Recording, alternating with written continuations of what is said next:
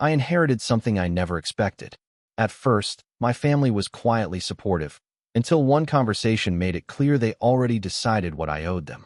A thick white envelope with my name handwritten across the front in that familiar shaky script. The kind only someone in their 90s could pull off, barely legible, but still proud.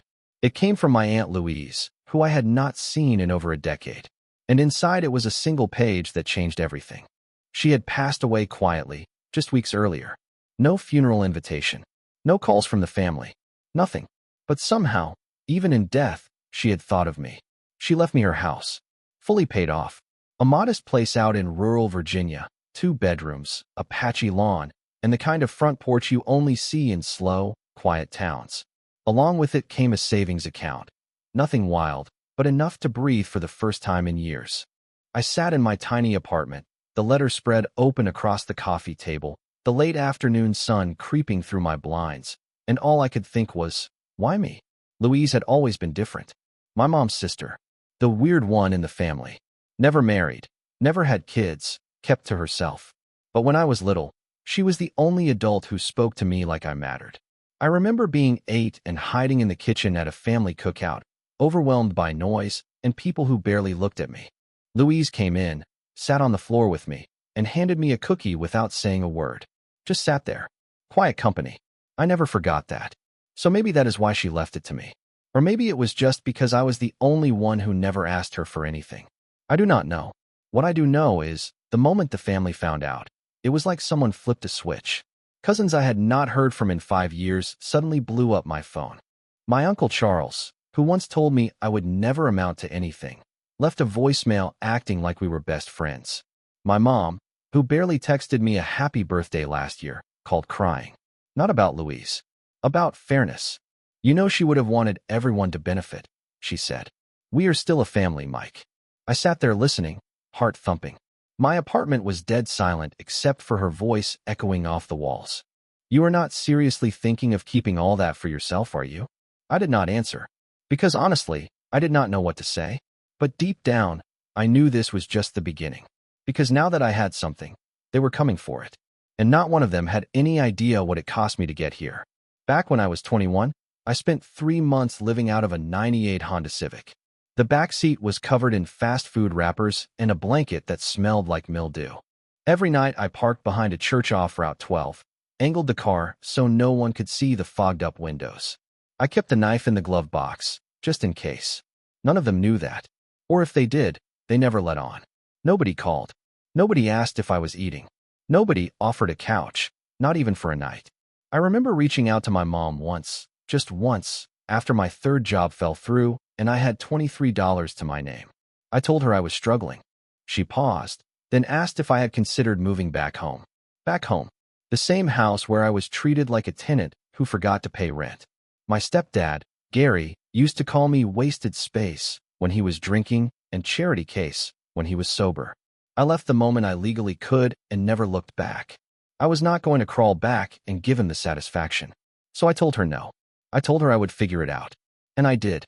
I took warehouse shifts, cleaned hotel bathrooms, ate rice and canned beans for weeks. I slept through nights so cold I woke up with frost on the inside of the windshield. But eventually, I found a way out. When I finally landed a decent job, IT support for a small company, nobody said congratulations. When I moved into a shoebox apartment with mold in the ceiling and a heater that rattled like a dying animal, I sent my mom a photo. She left it on read. And now, suddenly, because Louise left me a house and a bank account, they remember I exist. My cousin Teresa had the nerve to say, well, you know how close we all used to be. Used to be? She made fun of me at every holiday dinner growing up, called me the stray, told her friends I was adopted because I didn't look like family. And now she wants to split the inheritance, because we shared childhood memories. Let me tell you something. I remember those memories. I remember how they laughed when I came to Christmas wearing thrift store shoes. I remember the silence when I got my GED. I remember the way they only noticed me when they needed help setting up their Wi-Fi or moving furniture. I do not say any of this out loud when they ask me to share. Not yet, because I want to see how far they are willing to take it. And trust me, I do not have to wait long. The next time I hear from them, it is not a request. It is a demand. It was supposed to be a discussion, That is what they called it. My mom texted me asking if I could come by Aunt Carol's house that Sunday. Said the family wanted to talk things through face-to-face, like adults. I almost laughed out loud. These were the same people who had not spoken to me in over a year. Not even a Merry Christmas text. And now they were organizing a summit over baked ziti. I went, mostly out of curiosity. Part of me wanted to hear what they would say when they were not hiding behind their phones. And maybe, deep down, I wanted to see if even one of them would surprise me, say something real, something human. I pulled up to Carol's house around 3. The driveway was packed. I counted 6 cars before I even got out. Inside, it was all familiar smells, overcooked pasta, cheap candles, and the faint scent of perfume that lingered from too many hugs that did not mean anything. They had set up the dining room like a courtroom. No food, no drinks, just a circle of chairs, everyone already seated like they were waiting for a defendant. I walked in, and for a second, nobody said a word. Just eyes, dozens of them, looking at me like I was holding something that did not belong to me. My Uncle Charles was the first to speak. He leaned forward, hands clasped, and said, "We just think the money should be shared. It is what Louise would have wanted." I asked him, calmly, if he had visited Louise in the last 5 years. He did not answer that. Instead, my mom chimed in. She said it was not about what anyone had done or not done. It was about being fair. Then my cousin Jake, who once borrowed $500 from me and never paid it back, said something that made my stomach turn. "We all struggled too, Mike. You are not the only one. But we never held it against anyone. That is what family does. They forgive. They help each other." I looked at him and said, "I forgave all of you a long time ago. But you never helped me. Not once." They kept going, talking in circles, throwing words like obligation and unity and blood around like weapons. I stayed quiet for most of it. Just listened. Let them build their little narrative. One where I had always been part of some loving, supportive tribe. A fantasy version of our family that only existed now that there was something to gain. Finally, my mom looked at me and asked if I was really planning to keep everything to myself. I took a breath. Then I spoke. "I am not keeping it out of spite," I said. "I am keeping it because I earned it. Not through work, but through pain. Through years of being ignored, dismissed, treated like the family pet instead of a person. Louise saw me when no one else did. And that is why she chose me. If she wanted to divide it, she would have."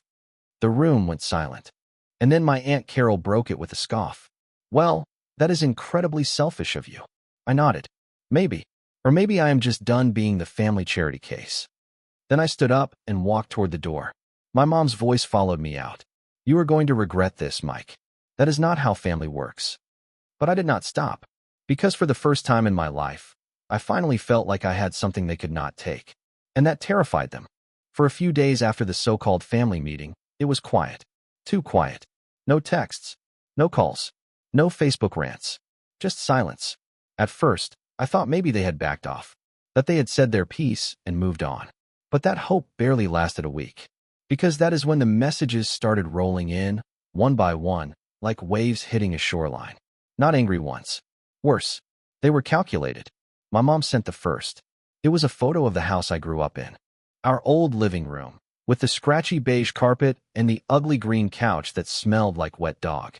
She added a message underneath. "Remember when you had nowhere else to go, and we let you stay here for free?" I stared at the screen for a long time. Funny thing is, I do remember that house.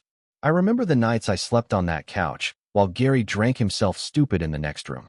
I remember keeping one ear open in case he got mad enough to throw something. I remember the cracked window that let the cold in all winter, and how I used to wear my hoodie to bed just to stay warm. But sure, free. The next day, my cousin Teresa posted a photo of her son on Instagram. He was holding a piece of cardboard that said, "Uncle Mike, will you help mommy keep the lights on?" She tagged me. The comments were full of sympathy, people asking what kind of heartless man would ignore his own family. One person even called me a parasite in reverse. "You suck the money in and give nothing back." I sat there reading it all, just trying to keep my hands from shaking. I never asked to be anyone's villain. I just wanted to be left alone. I just wanted peace. But now they were rewriting the story. They were painting me as the greedy one, the sellout, the ungrateful nephew who turned his back the moment he had something. And here is the thing I hate admitting. I started to wonder if maybe they were right. Maybe I was being too harsh. Maybe I was letting old wounds make me cold. I mean, sure, they hurt me. But people change, right? Time heals. Maybe this was a chance to finally be part of something again. To stop being the outsider. I almost called my mom. I even had the phone in my hand. My thumb hovered over her name. But then I remembered something. 3 years ago, I ended up in the hospital with pneumonia. I had no insurance, and I was stuck in a freezing, shared room for 2 nights. Nobody visited. Nobody called. I had posted about it on Facebook, thinking someone might at least check in. Only one comment. Feel better. From a coworker. I was on my own then. And now that I had a house and a savings account, I was supposed to forget all of that? Forgive and give, like it was all just water under the bridge? Still, I could not shake the guilt. That little voice in the back of my mind whispering, maybe you are being too hard. Maybe you owe them something. So I did something I had not done in years. I drove out to the house I inherited. I needed space. I needed quiet. But what I found when I got there changed everything. Because someone had already been inside. I pulled up to the house around noon. The sky was gray, heavy with the kind of clouds that feel like they are just waiting to break. I parked under the big oak tree by the fence, same spot I remembered from when I was a kid. The gravel crunched under my boots as I walked up to the porch. That porch was my favorite thing about the place. Aunt Louise used to sit out there in her old rocking chair, sipping coffee and reading library books with ripped covers. The wind blew, soft but sharp. Something about the air felt off. That is when I noticed the front door was cracked open. Not wide, but just enough to show a sliver of darkness inside. At first I thought maybe I had left it that way during my last visit. But I always double-check that kind of thing. Especially now. Especially with everything going on. I stepped closer. The screen door creaked as I pushed it aside. My heart was pounding. I reached out, nudged the main door open with my knuckles, and called out. Quietly at first. Hello. Nothing. I stepped inside. The air inside the house was cold. Still. The kind of still that makes you hold your breath without realizing it. The living room looked normal. The old couch was still there, covered in a white sheet. The bookshelf was untouched. But the hallway light was on, and I knew I had turned that off last time. I walked deeper into the house.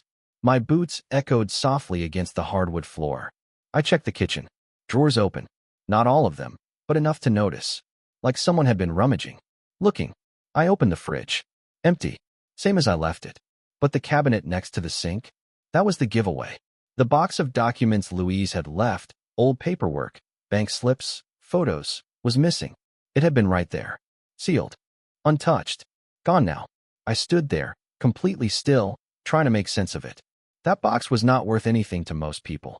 But to my family?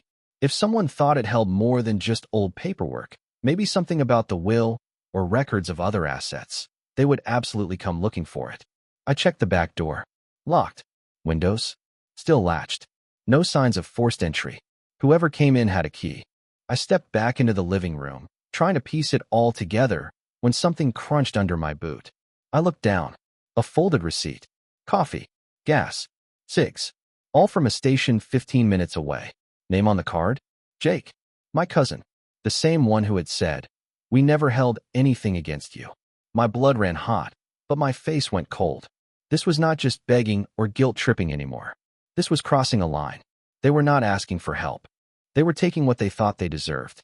And I realized, standing in that quiet house with my hands shaking, this was never about fairness.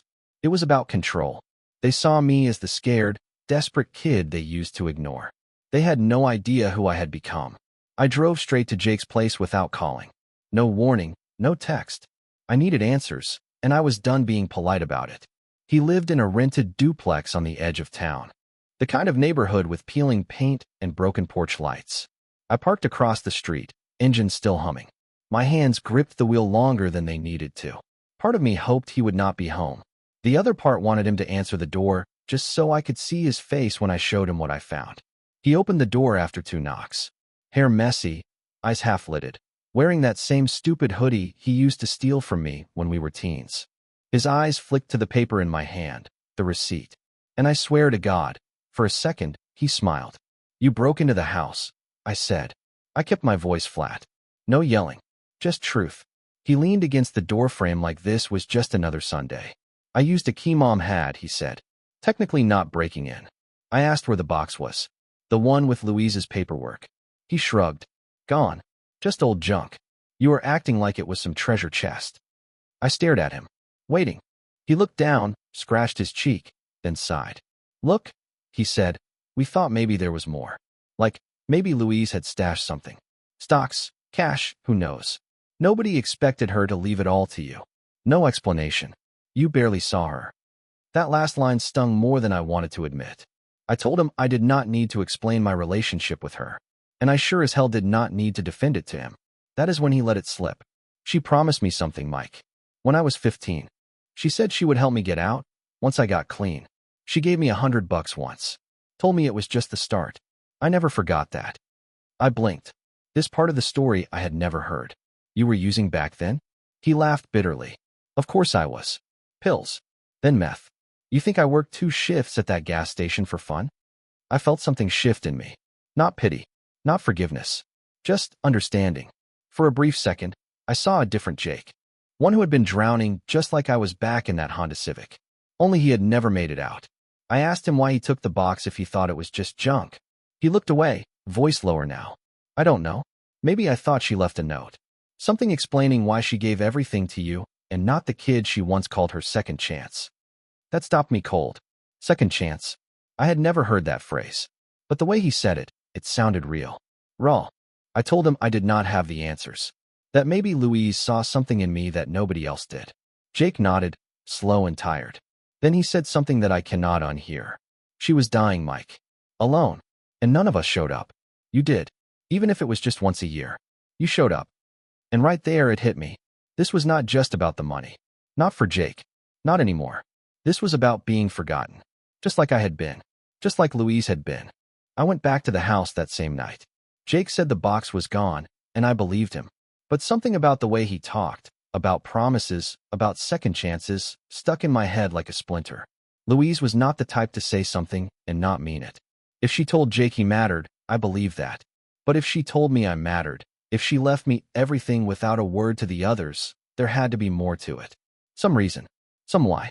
I could not sleep until I knew. The house was pitch black when I pulled in. I grabbed a flashlight from the trunk and stepped inside, locking the door behind me this time. I started with the study. Louise's old desk still sat in the corner, covered in dust. Drawers full of pens that had long dried out. Notebooks filled with lists, grocery items, favorite movies, half-written poems. But nothing that explained why she chose me. I opened every drawer. Nothing. Then I remembered the creak. Near the hallway closet, the floorboard always creaked when she stepped on it. As a kid, I used to think it was haunted. She would laugh and say, "That's where I keep the secrets." At the time, I thought it was just a joke.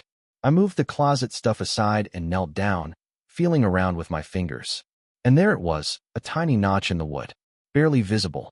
I slipped a pocket knife into the edge and pried it up. Dust flew.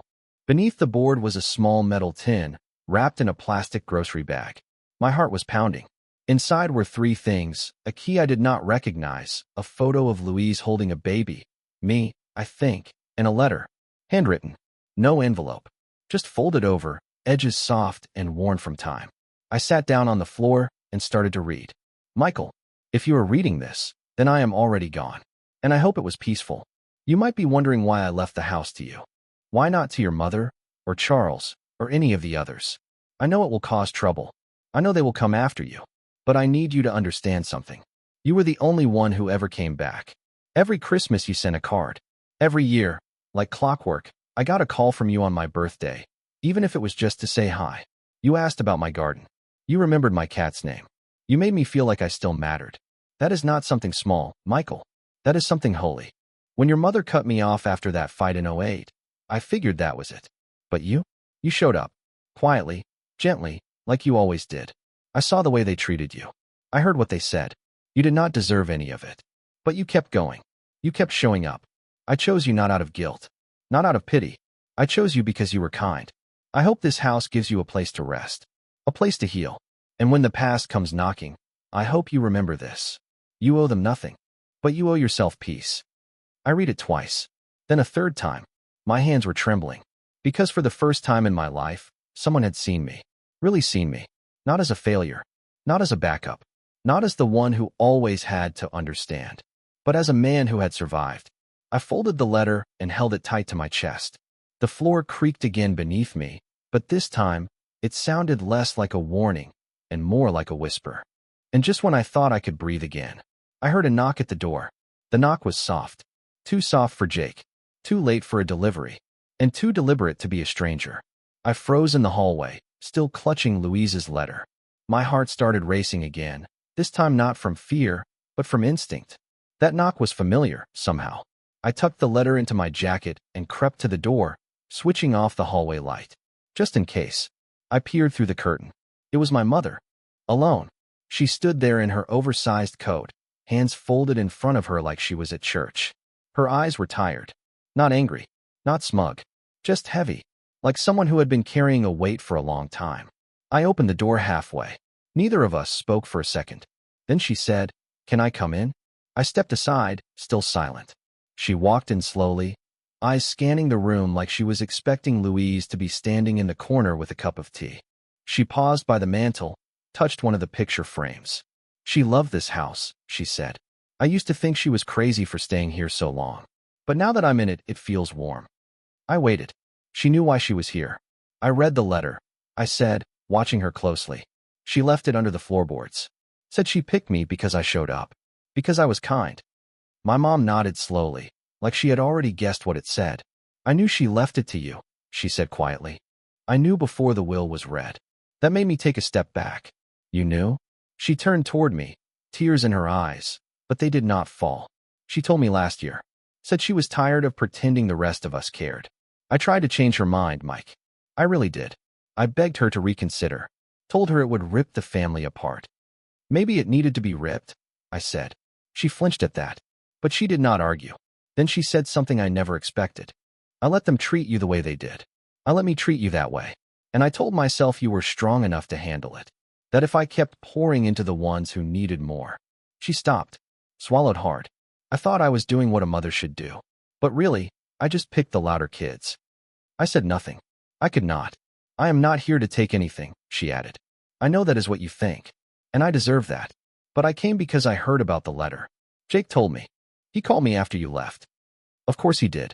She reached into her purse and pulled out a photo. It was old. Me as a baby, sitting in Louise's lap. Both of us grinning like fools. She handed it to me. "I just wanted to say I'm sorry," she whispered. "Not because of the inheritance, but because I watched you disappear from this family. And I did nothing." I held the photo, unsure what to say. Part of me wanted to forgive her right then. The little boy in me wanted her to hold me and tell me she would do it all differently. But the man in me knew better. Some cracks do not go away. They just stop spreading. And then she said the one thing I was not ready for. "There is something else. Louise had another account. A trust. She left it to someone named." She paused. "Eli." My stomach dropped. Eli was my dad. The man who left when I was 7. The man none of us had heard from in 20 years. Eli. It hit like ice in the spine. My mother's voice barely made it past my ears, but the name echoed louder than any scream. I had not spoken that name in almost 2 decades. I had not wanted to. Not after the night he walked out, duffel bag in hand, saying he needed space. Like that was a reasonable thing to say to a 7-year-old kid gripping his leg in tears. My mom must have seen the look on my face. She stepped back, gave me space, like she knew I was seconds away from either shouting or crumbling. "I found the trust listed in some paperwork your cousin returned," she said. "Louise never told me she kept in contact with him. But the account is real. She set it up 5 years ago, right before her health got worse." I stared at her. My voice, when it came, sounded distant. Why would she leave something to him? She hesitated, and that was my answer. She knew. "Tell me," I said, stepping forward. Her hands trembled as she reached into her purse again, pulling out a folded envelope. She held it out to me like it weighed 1,000 pounds. I opened it. Inside was a handwritten note. Short, precise. "To Eli, I never forgot the promises we made. Even if you could not keep yours, I kept mine. This is not forgiveness, but it is a reminder. He became everything I hoped for. Do not come back for him. You lost that right. L." I read it twice. My mouth went dry. "What promises?" I asked. My mom sat down on the edge of the couch like her knees had finally given out. She looked up at me with eyes I had not seen in years. Not sharp, not defensive, just tired. like a woman who had finally run out of versions to tell. Eli was supposed to come back, she said. That was the deal. Louise helped him get clean after he left, helped him get a job in another state. She believed in second chances. Always did. I could barely breathe. She helped him? I asked. She nodded. For years. They wrote letters. She sent him money sometimes. He got sober. Got married again. She kept tabs on him. But he never came back. Not once. Not for you. I looked down at the letter again. Those last words. Do not come back for him. You lost that right. Louise had known. She had watched my dad abandon me and still tried to help him. And in the end, she drew the line. But she had still left him something. Not out of love. Not out of hope. Out of principle. Because to her, promises meant something, even broken ones. The inheritance was never about money. It was about who showed up and who vanished. And somehow, in her own twisted, quiet way, Louise had made sure we both remembered. Me, the boy left behind. Him, the man who left. And suddenly, the whole thing felt heavier than I could carry. Because now I had one last choice to make. The trust Louise left behind, it was untouched. My name was on the will. I had access. And if I wanted to, I could drain it tomorrow and never look back. But part of me hesitated. Because I was not sure if taking it made me right, or made me just like him. I spent the night in the house. Could not sleep. Just walked from room to room.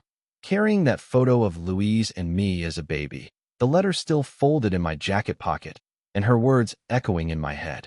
You owe them nothing. But you owe yourself peace. Peace. That is what she wanted for me. Not revenge. Not payback. Not guilt. Just peace. But it was not that simple. The trust in my name had over 40,000 in it. Louise had left it tucked away, quietly, untouched, unmentioned to anyone but the lawyer. A safety net for a man who had not even tried to come back. Eli, my father. She said not to let him back into my life. But she still gave him something. That confused me more than anything else. How could she do both? How could she write that letter, make me feel seen for the first time in my life, and still hand something to the man who broke me? I spent the morning digging through the rest of the house, hoping maybe she left a second letter, a final note, a line that made it all make sense. But there was nothing, just quiet. I finally sat down at the kitchen table with my laptop and pulled up the access to the trust. It was under my control now. Her lawyer had confirmed it. She gave him my name, not his. I was the executor. One button. That was all it would take to liquidate the account. I stared at the screen for a long time, my finger hovering over the trackpad.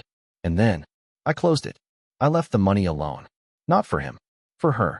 Because Louise did not leave that money to remind him he was forgiven. She left it to remind herself that she did everything she could. That she kept her word, even when no one else did. And I realized something in that moment.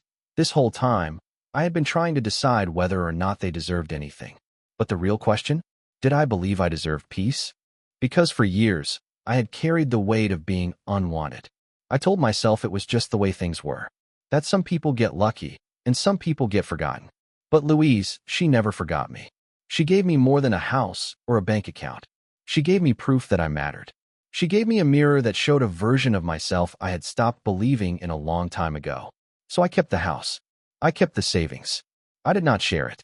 Not with my cousins who only called when they thought I had something to offer. Not with my mom, who had spent her life prioritizing the loudest voices. Not with Jake, who broke into the house looking for something he had not earned. Not because I wanted to hurt them, but because this time, I was choosing me. So now I ask you, AITA for refusing to share my inheritance with people who were never there for me? Because to them, it looks like I turned my back on family. But to me, it feels like I finally stopped begging to be seen.